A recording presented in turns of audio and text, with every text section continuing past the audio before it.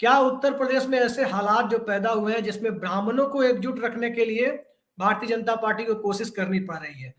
इस हालात की कभी आपने कल्पना की थी? कल को कोई ये कहे कि जाटों को एकजुट रखने के लिए, यादवों को एकजुट रखने के लिए बसपा या सपा को कोई कोशिश करनी पड़ रही है, तो लोग सुनकर हंसेंगे। क्या आपको इस पर हंसी नहीं आ रही कि भाजपा को ये कोशिश करनी पड़ रही है, संघ परिवार की राजनीतिक उपज को ये कोशिश करनी पड़ रही है? नहीं, मुझे हंसी नहीं आ रही है। ये मुझे मालूम था कि ये होने जा रहा है, क्योंकि आपने अपने उद्बोधन में एक नारा बताया, देश की धरोहर अटल अडवाणी मनोहर। वो नारा जिस दशक में था उसके बाद बहुत समय निकल चुका है। वर्तमान में भारतीय जनता पार्टी की जो रचना है उसमें नारा यह है, देश की धरोहर योगी शाह और नरेंद्र। जब योगी शाह नरेंद्र का काम होगा तो ऐसे में फिर ब्राह्मणों की जगह कहां है? लेकिन अभी तक हमारे यहां 1947 से लेकर जितनी राजनीतिक उलट पुलट हुई, ब्राह्मण एक मतदाता ही नहीं, एक ऐसा फोर्स रहा है जो बाकी मतदाताओं को इन्फ्लुएंस करके उनसे मतदान करवा सकता था। इसलिए ब्राह्मण लॉबी हमेशा सक्रिय रही। हर राजनीतिक दल में ब्राह्मण लॉबी का एक वर्चस्व था। उसके बाद हमारे यहां ब्राह्मण लॉबी को छोड़ के दूसरे लोग भी आए, लेकिन फिर ब्राह्मण लॉबी का महत्व कम हो गया, लेकिन उनको रगड़ा नहीं गया। ये आजादी के बाद पहली बार हुआ उत्तर प्रदेश में। मुलायम सिंह भी ब्राह्मण तो थे नहीं, मायावती भी ब्राह्मण नहीं थी, लेकिन जो मायावती ब्राह्मणों का विरोध करके सत्ता में आई, उस समय भी ब्राह्मणों का इतना उत्पीड़न नहीं हुआ। या तो उसने तो सोशल इंजीनियरिंग के तहत ब्राह्मणों को साथ में बिठाना शुरू कर दिया। यह हाथी नहीं गणेश है, ब्रह्मा विष्णु महेश है का नारा देके। लेकिन इस पिछले योगी राज में जो भारतीय जनता पार्टी की सरकार या भगवे की सरकार या हिंदुत्व की सरकार के नाम से सरकार आई थी, वो शुद्ध रूप से ठाकुरों की सरकार हो गई। और ठाकुरों ने ब्राह्मणों को ठोका ही नहीं, इतना बुरी तरह से ठोका कि कुछ जगह पर जहां ब्राह्मणों का और मुसलमानों का झगड़ा हुआ, वहां सरकार मुसलमानों के साथ खड़ी हुई और ब्राह्मणों को प्रताड़ना की। तो आज पूर्वांचल जो क्षेत्र है, खासकर पूर्वांचल में ब्राह्मण आबादी करीब करीब 13, क्योंकि राय साहब भी बैठे हैं, रविकांत जी बैठे, इनके सामने मैं परसेंटेज क्या बताऊं, लेकिन भूमिहार और ब्राह्मण इकट्ठा किया तो ये करीब करीब 16% के आसपास बैठता है। वहां अति दलित, दलित है, पिछड़े है और फिर ब्राह्मण है। वहां का ब्राह्मण, गोरखपुर की जो लड़ाई थी ब्राह्मण वर्सेस ठाकुर, इतने दिन तक गोरखपुर की मठ यानी योगी आदित्यनाथ लगातार ब्राह्मण वर्सेस ठाकुर की राजनीति गोरखपुर पूरे क्षेत्र में करते आ रहे थे। और वो राजनीति तक सीमित नहीं थी, वो धंधे, कॉन्ट्रैक्टर से लेके अंडरवर्ल्ड तक की सीमित थी। मतलब ठाकुरवाद इतना हावी हो गया था कि हरिशंकर तिवारी जो वहां पे थे बाहुबली, उनको भी टक्कर देने में नए नए बाहुबली खड़े किए जा रहे थे मठ के द्वारा। यह इतिहास है, कोई मतलब छुपी हुई चीज नहीं। तो वो जो लड़ाई ठाकुरों की ब्राह्मणों की थी गोरखपुर की, वो बाबा के साथ बाबा ले आए लखनऊ और लखनऊ से पूरे प्रदेश में व्याप्त कर दिया। इसलिए ब्राह्मण नाराज है। ब्राह्मण की नाराजगी का मतलब एक ब्राह्मण के साथ 5-10 वोट खराब करना। और फिर ब्राह्मण ने यदि तय कर लिया इस सरकार को नहीं आने देना, तो पूर्वांचल तो आप भूल जाइए। तो क्या योगी आदित्यनाथ उस सोशल इंजीनियरिंग और खास करके सोशल इंजीनियरिंग के इंडिया में सबसे बड़े प्रणेता कहे जाने वाले वीपी सिंह से क्यों पिछड़ रहे हैं इस मामले में? वो ब्राह्मणों के खिलाफ अपना परसेप्शन क्यों बिल्डअप कर रहे हैं? अभिषेक, आपने एक शब्द उपयोग किया, अनाड़ी। देखिए, एक राजनीतिज्ञ होता है, राजनीतिज्ञ राजनीतिक चाले चलता है, लेकिन किसी उद्योगपति को, किसी ब्यूरोक्रेट को, किसी सिनेमा के पर्दे पे नाचने वाले को, नचैये को जब आप राजनीति में ले आते हो, या किसी महंत को या किसी भगवेधारी को आप राजनीति में ले आते हो, तो वो राजनीति नहीं करते, वो जिस विधा से आती है वो विधा राजनीति में लाने का प्रयास करते। तो महंत अवैधनाथ ने राजनीति में राजनीति बदलने का, वो स्वयं बदलने का प्रयास नहीं किया, उन्होंने राजनीति का महंतीकरण किया। और जब राजनीति का महंतीकरण करेंगे तो अक्सर वो जैसा मठ चलाते थे वैसा उन्होंने प्रदेश चलाया, वैसा लोग चलाए। क्या ये आप जानते हैं कि आप ही के मतलब मुख्यमंत्री के खिलाफ उन्हीं के पार्टी के विधायक धरना दे, इससे ज्यादा हास्यास्पद चीज क्या हो सकती है? तो क्या आज आप उसको अनाड़ी राजनीतिज्ञ नहीं मानेंगे तो क्या मानेंगे? वो अनाड़ी राजनीतिज्ञ है, वो अच्छे महंत हो सकते हैं, उन्होंने महंत के हिसाब से राज्य चलाया। यही कारण है कि ये अलग अलग लोग बट गए। अब आप उन ब्राह्मणों को बुला रहे हो, अलग अलग लोगों को दिल्ली में बुला रहे हो, मैं उस बात पे आता हूं, क्या समझ के बुला रहे हो उनको? अब आप ब्राह्मण नेता मान रहे हो, और जब आपको केंद्र में मंत्री बनाना होता है तो आपको टेनी महाराज सुनाई देता है, जो गैंगस्टर है, और उसको सिर्फ ब्राह्मण होने की वजह से आपने उनको ब्राह्मणों का नेता मान के नेतागिरी, आपने उसकी ताजपोशी कर दी कि तू नेता है ब्राह्मण का, भले ही वो गैंगस्टर हो।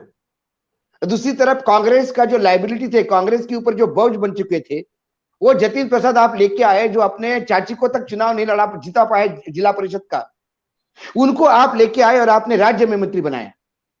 तो अब आज आपको तो टेनी महाराज और जतिन प्रसाद को बुला के डिस्कस करना चाहिए था कि ब्राह्मण वोट का क्या होगा।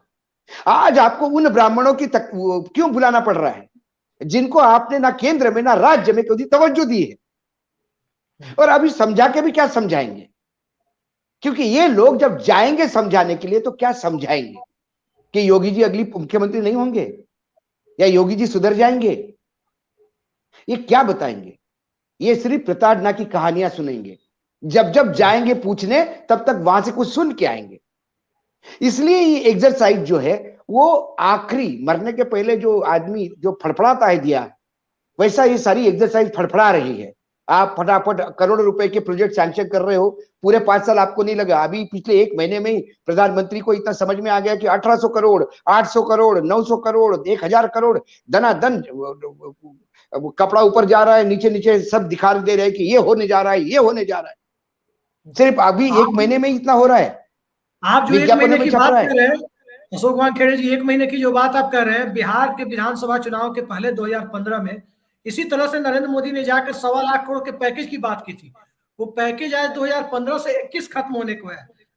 6 साल बीत गए, वो पैकेज कहाँ है? वो उसका कहीं अता पता नहीं है, वो पैकेज कहाँ गया? तो अभिषेक जी, ये सब बोलने की बातें होती है, ये सब बोलने की बातें होती है, और ये जनता जानती है। आप बार बार क्यों सोचते हो कि जनता वही मूर्ख है और सिर्फ आप ही के यहाँ अपग्रेडेशन हुआ है?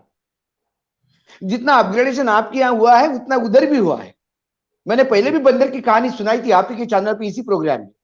वो टोपी फेंकने वाले बंदर भी बताते हैं कि पिताजी तेरे नहीं थे, हमारे भी थे भाई, हमको भी बता गए वो कि अब टोपी नहीं फेंकना नीचे। तो जब बंदर समझ सकता है, ये तो इंसान है। आपने इसीलिए जब लैपटॉप, वो जो मोबाइल बटे, वो मोबाइल बटने के बाद लोगों की जो रिएक्शन थी बच्चों की, वो सुनने लायक थी। स्कूल के बच्चे बता रहे थे कि भैया चुनाव आ गए तो मोबाइल दिए। उन्होंने ये नहीं कहा हमारे अच्छे भविष्य के लिए दिए। तो चुनावी कुकुर मुत्ते जैसे जो आते हैं प्रोजेक्ट्स, और 10 बार 1 महीने में 10 बार प्रधानमंत्री आते, कितना प्रेम उत्तर प्रदेश के प्रति। काश पूरे 4.5 साल में भी 10 बार आते तो यह हालत नहीं होती कि आप ब्राह्मणों के नेता, जिसको आपने धुतकारा, इनको फिर नेता बोलना पड़ रहा है, आपको लोगों के घर जाना पड़ रहा है। ये तमाम बातें इसलिए हो रही, इसलिए मुझे लगता है कि ब्राह्मण बहुत डिसिसिव वोट है। ब्राह्मण किधर जाएगा? और इस बार ब्राह्मण उधर जाएगा जो इस सरकार को हराएगा। लोग कहते हैं कि ब्राह्मण सपा से नाराज रहता है, ब्राह्मण बीएसपी के साथ जाएगा, कोई कहता है कांग्रेस। इस बार मतदाता जो इस सरकार से नाराज है वो उनके साथ जाएगा जो इस सरकार को हरा सकता है, फिर कोई भी हो। अभी चुनाव में समय है, अभी तो अखिलेश को यही दिख रही है। वो कल बहुजन समाजवादी पार्टी मायावती ने एकदम तूफान ला दिया और राजनीति में बता दिया कि वो जिंदा है और एकदम तूफान बन के आ गई। हो सकता है सारा मतदाता उसके साथ चला जाए, क्योंकि लोग ऐसे लोगों को ढूंढ रहे जो इस सरकार को रिप्लेस करें। उनको बीजेपी की सरकार से परहेज नहीं, उनको हिंदुत्व की सरकार से परहेज नहीं, उनको राष्ट्रवादी सरकार से परहेज नहीं, उनको जो परहेज है वो ठाकुरों की सरकार से है। क्योंकि ठाकुरों की सरकार ने, इस सरकार ने 4.5 साल में 1947 का वो पीरियड याद दिलाया जब सामंत शाही पूरे उत्तर प्रदेश में हावी थी। यदि ब्राह्मणों को ये बोला जाए कि, या लोगों को ये बोला जाए कि मुलायम की सरकार आई तो ज्यादा प्रताड़ना होगी, तो मुझे लगता है मुलायम के टाइम पे भी इतनी प्रताड़ना नहीं हुई थी जितनी योगी के टाइम पे हुई थी। ब्राह्मणों ने लगातार, क्योंकि अपना सब्जेक्ट ब्राह्मण पे था इसलिए अपन ब्राह्मण पे बोल रहे थे, ब्राह्मण ने लगातार ढोया है बीजेपी को, सालों ढोया है कांग्रेस को छोड़ने के बाद। ब्राह्मणों का यह कहना था हमारे लिए कुछ मत करो लेकिन कम से कम प्रताड़ित तो मत करो। जब आपको गिन गिन के प्रताड़ित किया जाता है, इसलिए ब्राह्मणों ने तय कर लिया कि इस बार सबक सिखाना है। खुशी दुबे का क्या अपराध है? नहीं, अपार्ट फ्रॉम दैट अच्छा कई केसेस मिलेंगे आपको छोटे छोटे लेवल पे। रही बात ये जो ट्रैप रविकांत जी कह रहे हैं कि समाजवादी पार्टी की, मुझे लगता है ये ट्रैप भी एक प्रोपेगेंडा है। ये जो आरएसएस वाले चला रहे हैं कि ये ब्राह्मणों को साथ चला जाएगा तो ओबीसी वहां से छटक जाएगा। ओबीसी इसलिए नहीं छटक रहा है बीजेपी से कि वो समाजवादी पार्टी के साथ जाना चाहता है। समाजवादी पार्टी के साथ जो जुड़ रहे वो तो कोई जाना ही नहीं चाहते, मजबूरी है। यदि इस सरकार को हटाना है तो समाजवादी पार्टी जरूरी है, ये मजबूरी में जा रहे हैं क्योंकि दूसरी कोई पार्टी ताकतवर सामने दिखाई नहीं देती जो इनको हरवाए। यदि किसी और के साथ जाए तो उनको लगता है हमारा वोट वेस्ट जाएगा और फिर योगी बैठेगा। सवाल है कि इसी मायावती ने ब्राह्मणों के साथ गठजोड़ करके बड़े लेवल पे सोशल इंजीनियरिंग बता के चुनाव जीते थे और रविकांत जी कह रहे थे कि सिर्फ 17% ब्राह्मणों ने उसको वोट दिया, बाकी ओबीसी ने दिया। तब ओबीसी क्यों नहीं अलग हुआ मायावती से कि ब्राह्मण को साथ ले रहा है तो हम तुमसे अलग हो जाते। उनको एक नया प्रयास करना था। ये जो पिछली बार मैसिव मैंडेट मिला ये बीजेपी का वोट नहीं है उत्तर प्रदेश में। ये मैसिव मैंडेट एक नई डबल इंजन की सरकार, विकास का मॉडल, एक नई जिंदगी, बेहतर जिंदगी देने के लिए लोगों ने दिल खोल के दिया है बीजेपी को समर्थन। और उसके विपरीत एक होती है यथास्थिति बनाए रखना कि हमने यथास्थिति बनाई रखी, आपको अभी और 5 साल दोगे तो हम कुछ करेंगे। इन्होंने यथास्थिति बना के नहीं रखी, उसको और नीचे के लेवल पे ले गए। उत्तर प्रदेश के राजनीति में इतनी जातियों का प्रताड़ित नहीं किया गया चुन चुन के, चाहे फिर वो ब्राह्मण हो, चाहे फिर वो दलित हो, चाहे फिर अति दलित हो।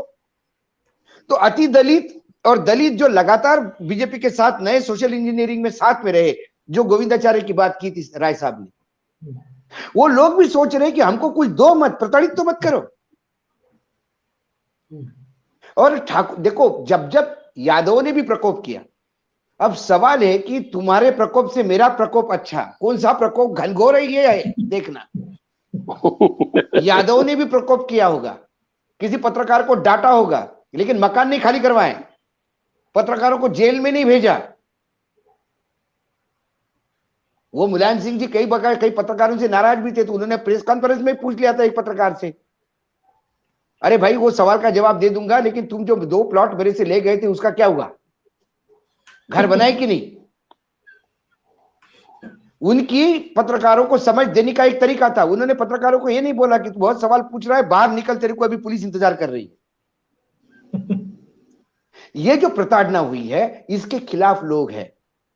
मैं इसीलिए वो समाजवादी पार्टी एक संघ एक प्रोपेगेंडा चला रहा है कि ब्राह्मण चले जाएंगे तो फिर दलित अलग हो जाएंगे ताकि वो ब्राह्मणों को अलग करे। तो ब्राह्मण सोचेगा समाजवादी भी नहीं पास कर रहा है, कांग्रेस में दम नहीं, फिर चलो भैया बीजेपी सही। वो एक ट्रैप वो लगा रहा है। सवाल है कोई किसी को बुलाने की जरूरत ही नहीं है।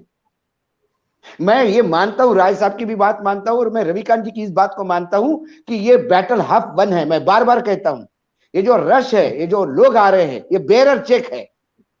जब तक अखिलेश इसको बैंक में डालेगा नहीं और उसके खाते में पैसे जमा नहीं होते तब तक वो उनका नहीं है, नहीं तो वो कागज का टुकड़ा है जी। तो ये जो लोग आ रहे हैं इनको बूथ तक ले जाके मतदान करवाना पड़ेगा और इसके लिए मुसलमानों का प्रकोप दिखाया जा रहा है। हाँ, यादव को, वो अखिलेश को ये इस बात का जरूर ध्यान रखना होगा, जैसा वो मुसलमानों को कम लाने देते, जैसा वो जिन्ना वाला एक गलत कह दिया था उन्होंने, या मुसलमानों को स्टेज पे कम आने देते हैं और टोपी वाले लोग कम दिखते हैं, वो प्रयास भरकस कर रहे हैं। उसके बाद ये नया एक ट्रेंड चल रहा है, अब संघ एक नई लाइन लेके चल रहा है। अशोक वानखेड़े जी, देखो अखिलेश भी डर गया, अखिलेश भी मंदिर जा रहा है, अखिलेश भी हिंदुत्व की बात कर रहा है। हमने इनको कंपेल किया हिंदुत्व की बात करने के लिए, ये नया ट्रैप उन्होंने दिया। एक बात आप बताइए, चितपावन ब्राह्मण मोहन भागवत महमूद मदनी से मिले, उनके साथ चर्चा करें तो उसमें कोई अपराध नहीं है, लेकिन ब्राह्मण और मुसलमान एक साथ अगर चले जाए तो ये अपराध कैसे हो जाता है? अपराध होता है ना, अपराध होता है। मैं कई बार मेरी रेगुलर लाइन कहता हूं, हमने किया तो रासलीला, आपने किया तो व्यभिचार। यदि हम मिले तो सोशल इंजीनियरिंग है, आप मिले तो हिंदुत्व के खिलाफ लाइन है। कांग्रेस का कोई नेता मंदिर जाता है तो बीजेपी टूट पड़ते हैं कि अरे इनका डुप्लीकेट हिंदुत्व है, हमारा ओरिजिनल है, हमारे साथ आ जाओ। हिंदुत्व डुप्लीकेट और ओरिजिनल नहीं हो सकता है। तो ये लगातार ऐसे ट्रैप लगाते हैं, लेकिन लड़ना किस बात का है? ये चलो आज आपने ब्राह्मण का सब्जेक्ट लगाया इसलिए, लेकिन मैं फिर सीपी राय जी और रविकांत जी के साथ हूं। बेसिकली उत्तर प्रदेश का मतदाता ठगा हुआ महसूस कर रहा है, क्योंकि जितना बताया था उसमें 1% भी काम नहीं हुआ है, और आपने उनको भिखारी बना दिया। 6-6 हजार रुपए साल के देके आपने उनको अनाज और उसके लिए मोहताज कर दिया कि लाइन में लगा के अनाज ले रहे। ये तरक्की नहीं है। यदि अनाज, तेल, दाल और नमक के लिए लाइन में लग के लेना पड़ता है आपको, तो ये आपकी तरक्की नहीं है, ये अधोगति है। और आप एक नए तरक्की के लिए चल रहे थे। लोगों को लग रहा था कि गुजरात जैसी संपन्नता आएगी हमारे पास, जीडीपी कहां के कहां पहुंच जाएगा। तीसरे नंबर पे है गरीबी की लिस्ट में उत्तर प्रदेश। तो उत्तर प्रदेश ने कौन से पैरामीटर्स पे अचीवमेंट किया है? तो उनको यह लगता है कि कम से कम इनको निकालना है, इससे निजात पानी है। नया कौन आएगा वो बाद में देखेंगे। आज भी बीजेपी की स्थिति बहुत अच्छी होती यदि बीजेपी मुख्यमंत्री बदल देता, या बीजेपी अनाउंस कर देता कि अगला मुख्यमंत्री नहीं होगा, तो बीजेपी के पास सारे दरवाजे खुले होते। लोग सोचते कि चलो भैया अब समझ आ गई पार्टी को कि इसने प्रताड़ना की है। तो लेकिन बीजेपी गलतियों पे गलती करती गई। वही गलती जो समाजवादी पार्टी के गुंडाइज्म ने की, वही गलती जो बीएसपी के डिक्टेटरशिप ने की, वही गलती बीजेपी ने सारे पैरामीटर्स क्रॉस करके की। बाकी लोगों ने लिमिटेड गलतियां की, इनने अनलिमिटेड गलती की। इसलिए लोग नाराज है। इसलिए लोग, ये हम जब बात करते हैं तो ये सही है, ब्राह्मण और ये सब ये विश्लेषण के विषय। जब वोट दलता है, जब नाराज है तो वोट दलता है। नरेंद्र मोदी के लिए जब लोग आ रहे थे तो कोई बीएसपी, वो समाजवादी मतलब ओबीसी और अति दलित और दलित नहीं आ रहे थे। 2017 का वो पागलपन देखिए, मोदी मोदी मोदी होता था। वो अक्रॉस द पार्टी लाइन लोग आते थे, अक्रॉस द कास्ट क्रीड लोग आते थे, क्योंकि लोगों को उस एक विकास पुरुष में विश्वास था कि हमारे भविष्य को संवारेगा। वो विश्वास टूट गया। वो विश्वास उधर भी टूट गया, और लखनऊ वाले ने तो विश्वास तोड़ा नहीं, रौंदा है जी। तो ये इतना बड़ा जो डिफीट, इतने बड़े मतलब जख्मी लोग हैं, हर एक का मन जख्मी हुआ है। दूसरी लहर में जो लोग मरे हैं, उस मरे पे आपने मरों को सांत्वना दे के बजाय उनके ऊपर नमक छिड़का है उस जख्मों पे जी। 18 बार पेपर लीक होता है। बेरोजगारी के लिए लुयुआ तरस रहा है जी। रोजगार क्या होता है? यूपी का आज आदमी अपना भविष्य अंधकार में देखता है, इसलिए वो क्रोधित है, और इसलिए वो उसके पीछे जा रहा है जिसके साथ लगता है कि चुनाव जीत जाएंगे, इसको रिप्लेस करेंगे। और कोई नहीं है। इन्होंने भी 4.5 साल घर में बैठ के भजन ही किया है। इनमें से किसी मायावती, प्रियंका गांधी और अखिलेश, ये कोई नहीं आया रास्ते पे। 4.5 साल तक इस देश, इस राज्य का दमन होने दिया, इस राज्य के लोगों को अत्याचार होने दिया, इन राज्य के लोगों को पीड़ित रहने दिया।